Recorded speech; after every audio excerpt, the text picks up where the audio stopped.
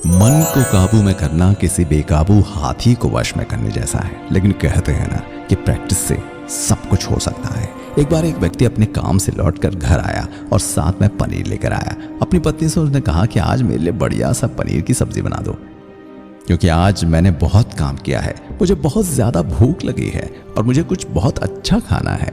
उसकी पत्नी कमरे में आई और पनीर लिया और कहा, बिल्कुल, आप हाथ पैर धोकर तैयार हो जाइए, मैं आपके लिए बहुत स्वादिष्ट सा खाना बनाती हूँ। वो व्यक्ति फ्रेश हो गया और टीवी देखने लगा और इंतजार करने लगा सब्जी बनने का। किचन से बहुत अच्छी खुशबू आ रही थी। वो व्यक्ति बस सोच रहा था कि जल्दी से खाना बन जाए तो मैं अपनी भूख को मिटा सकूं। लगभग 1 घंटे के बाद खाना बनकर तैयार हो गया। स्वादिष्ट सा भोजन उसकी पत्नी परोसने ही वाली थी कि उस व्यक्ति ने पत्नी से पूछा कि खाने में नींबू है, क्योंकि मुझे पनीर की सब्जी में नींबू डालकर खाना है। लेकिन पत्नी ने कहा कि नींबू तो खत्म हो गए, आपसे कहा था, लेकिन आप भूल गए।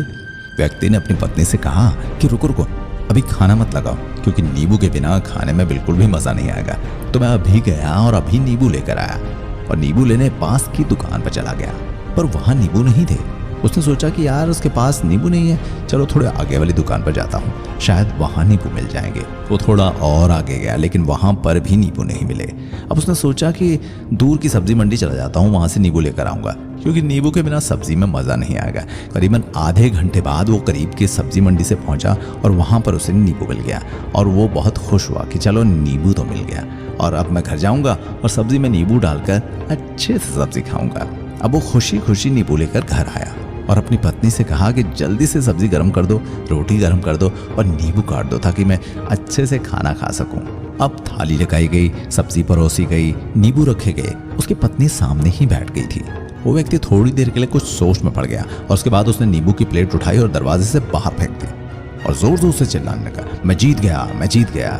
पत्नी ये देखकर घबरा गई कि कहीं ये पागल तो नहीं हो गए, उन्होंने सारे के सारे नींबू दरवाजे से बाहर ही क्यों फेंक दिए।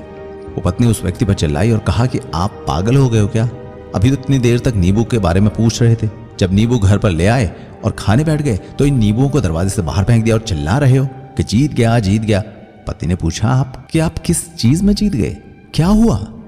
अब व्यक्ति खुशी खुशी बैठ गया और अपनी पत्नी से कहा, आप भी बैठो, इत्मीनान रखो, बताता हूं कि क्या हुआ। आज सुबह से मेरी जीभ मुझे अपने वश में करने की कोशिश कर रही थी।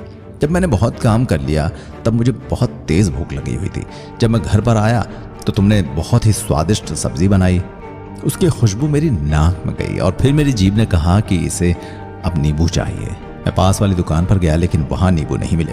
थोड़ी और दूर गया, वहां पर भी नहीं मिले। मुझे वो और दूर लेकर गई, मैं उसके वश में आ गया। मैं वैसा ही करता गया जैसा वो मुझसे करवाती गई, लेकिन अंत में मैंने विजय प्राप्त कर ली। मैंने उसे उठाकर बाहर फेंक दिया और कह दिया कि तुम्हारा मुझ पर कंट्रोल नहीं है, बल्कि मेरा तुम पर कंट्रोल है और मैं जीत गया। क्या आपको समझ में आया कि कैसे अपनी इच्छाओं पर विजय प्राप्त करें? कई बार लोगों को शराब पीने की आदत लग जाती है और उस चक्कर में वो भटकते रहते हैं। यदि एक जगह पर नहीं मिली तो दूसरी जगह पर, दूसरी जगह नहीं मिली तो तीसरी जगह पर। और अक्सर युवाओं के साथ ऐसा जरूर होता है कि वो शराब पीने के लिए बैठते हैं और सारी शराब खत्म कर देते हैं और उसके बाद एक ना एक व्यक्ति जरूर कहता है कि यार और चाहिए के चक्कर में शराब ढूंढने निकलते हैं। देर रात हो जाती है, भटकते रहते हैं, एक जगह नहीं मिली तो दूसरी जगह, दूसरी जगह नहीं मिली तो तीसरी जगह, और अपने समय, पैसे और अपने आप को बर्बाद कर देते हैं। यदि आपने अपनी इंद्रियों पर विजय प्राप्त नहीं की तो आप भी नींबू की खोज में सिर्फ भटकते ही रहेंगे और हमेशा परेशान रहेंगे।